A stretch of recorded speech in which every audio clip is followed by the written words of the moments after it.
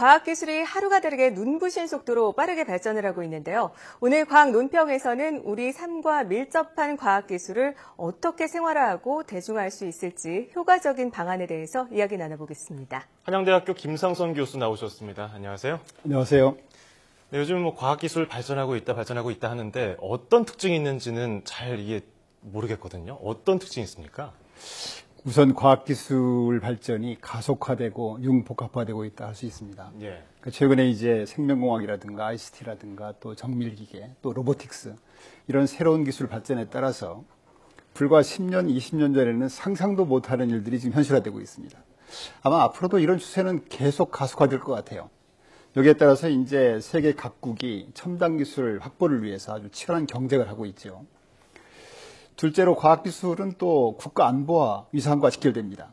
지금도 이제 하루에 14바퀴 돌고 있는 이 아리랑 위성만 해도, 북한의 어떤 핵실험이라든가 미사일 발사 이런 걸 탐지할 수 있고요. 네. 재난 재해를 또 탐지할 수가 있고, 또 핵융합이나 원자력 같은 경우는 국가 에너지 안보에도 직결되고요. 또 이제 과학기술이 예전에는 전혀 관계없는 것처럼 보였던 문화, 예술, 체육 이런 분야도 이제는 과학기술 없이는 대작을 만든다든가 또는 뭐 메달 색깔이 바뀐다든가 그렇지 않습니까? 그렇죠. 그래서 이제는 과학기술이 경제사회뿐 아니라 문화, 예술, 체육 모든 분야의 중심이 되는 한마디로 말씀드리면은 과학기술 중심사회에 살고 있다 이렇게 말할 수가 있습니다. 네, 정말 우리 생활 속으로 들어온 이 과학기술 중심사회에서 잘 살아남기 위해서 네네. 어떻게 정말 적응을 잘하기 위해서는 어떤 노력이 좀 필요할까요? 옛날에는 이제 과학기술 그러면은 그거는 그냥 과학기술자가 하는 것이지 이렇게 인식이 돼 있었는데 그렇죠.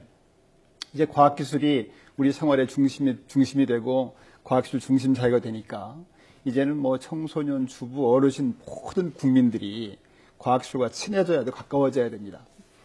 80년대에 저희가 이제 전 국민의 과학화라는 그런 캐치프레이즈가 있었는데요. 네네. 저는 지금이야말로 이제 전 국민의 과학화, 과학 대중화, 과학의 생활화 어떤 이런 것들을 해야 될 필요성이 있다고 생각이 됩니다. 네. 그러니까 이런 걸 하기 위해서는 이제 우선 청소년들이 수학, 과학하고 친해야 되죠. 앞으로 과학자가 되겠다 이런 사람뿐 아니라 뭐 법률가라든가 뭐 MBA를 간다든가 뭘 하든지 간에 수학, 과학과 가까워져야 됩니다. 그래서 부모님과 그 학교 선생님들께서 아이들이 수학, 과학에 재미를 느끼고 그쪽에 호기심을 갖고 매진할 수 있도록 도와야 되고요. 네. 무엇보다도 이제 전 국민이 다 과학화해야 되는 것이죠. 그러니까 주부나 어르신 이런 분들도 주변에 있는 과학관이나 박물관, 뭐 무한상상실 이런 데 가셔서 과학을 생활화할 수 있는 그런 여건이 갖추어져야 된다고 생각이 됩니다. 요새 많이 유행하는 뭐 메이크 운동이라든가 뭐 do it yourself라든가 뭐 이런 것들을 이제 해서 생활화돼야 되고요. 네. 요새는 한 사람의 어떤 과학자가 뭐 10만 명, 20만 명을 먹여 살린다고 하지 않습니까? 이런 걸 통해서 우수한 학생들이 과학계에 진출할 수 있어야 되고 전 국민이 어떤 창의력과 상상력으로 무장을 해서 과학을 생활화해야 된다 이렇게 생각을 하고 있습니다. 네.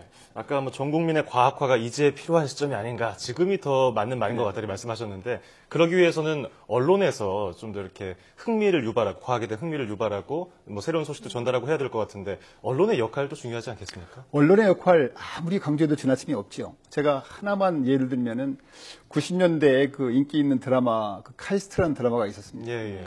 카이스트니까 대전에 있는 카이스트 학생이 주인공이고, 카이스트 캠퍼스가 이제 무대가 되는 그런 드라마였는데요. 네네. 그때 그 드라마를 보고 카이스트에 가서 유명한 과학자가 된 아이들이 많습니다. 그렇습니까? 그러니까 그 언론이 그만큼 중요하죠. 예. 그러니까 제 생각에는 과학기술이 국가의 미래이기 때문에 우리 언론들이 보다 과학기술에 대한 관심과 지원을 좀 아끼지 않아서 예를 들어서 드라마 주인공의 과학기술들이 나오고 또 과학기술 연구 현장이 무대가 되면 얼마나 좋겠습니까? 그걸 통해서 이제 청소년들이 그쪽에 꿈을 키우고 또 일반 주부나 그 국민들도 과학과 가까워질 수 있죠.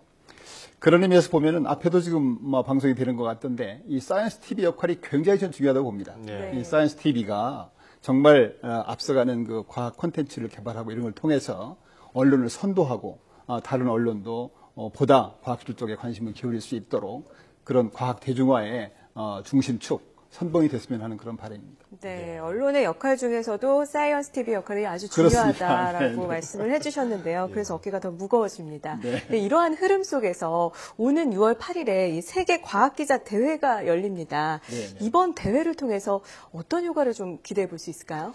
이번 그 세계 과학 기자 대회가 아마 세계 과학 기자 연맹이 창설된 뒤로 처음으로 아시아권에서 열리는 행사라고 알고 있습니다. 그래서 BBC라든가 사이언스나 뭐 네이처 우리가 이름만 들어도 알 수 있는 세계 그 과학 저널 이런 데서 한 80개국에서 한 1,500명이 참석을 하게 됩니다. 네. 그래서 그런 언론인뿐 아니라 이제 언론 저술가 또는 뭐 정책 입안자 또 과학자 일반 대중까지 참여를 해서 과학 문화 이슈 전반에 대한 어떤 토론이 이루어질 것 같아요.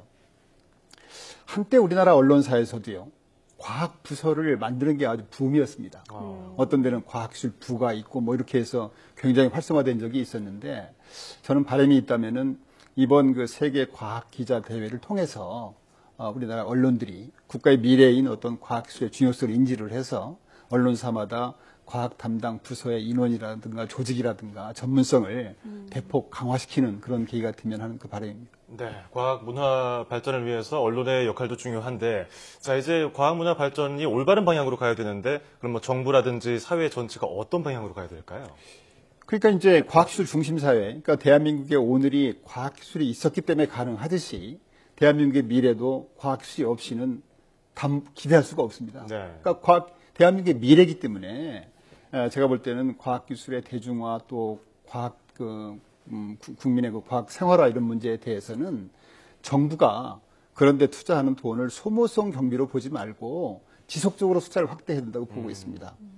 동시에 이제 사실은 과학기술로 키운 인력이라든가 과학기술 성과의 최종 수요자는 기업이거든요. 그렇죠. 그러니까 기업도 이런 데 대해서 이렇게 도외시하지 않고 과학 대중화, 과학 문화 확산에 대해서 관심과 투자를 배가해야 됩니다. 예를 들어서 세계적인 기업들이 초중등학교를 대상으로 한 다양한 프로그램을 운영하는 것을 저희가 본받아야 되고요.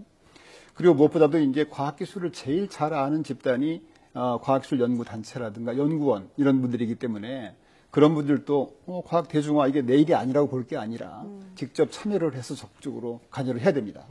그런 의미에서 보면 이 과학 대중화, 이 국민 과학문화 확산 이런 문제에 대해서는 정부, 기업, 뭐 과학기술 단체, 과학인, 언론 이 모든 사람들이 힘을 합해야 되는 이슈라고 생각을 합니다. 네, 유기적인 협력이 필요하지 않을까 싶습니다.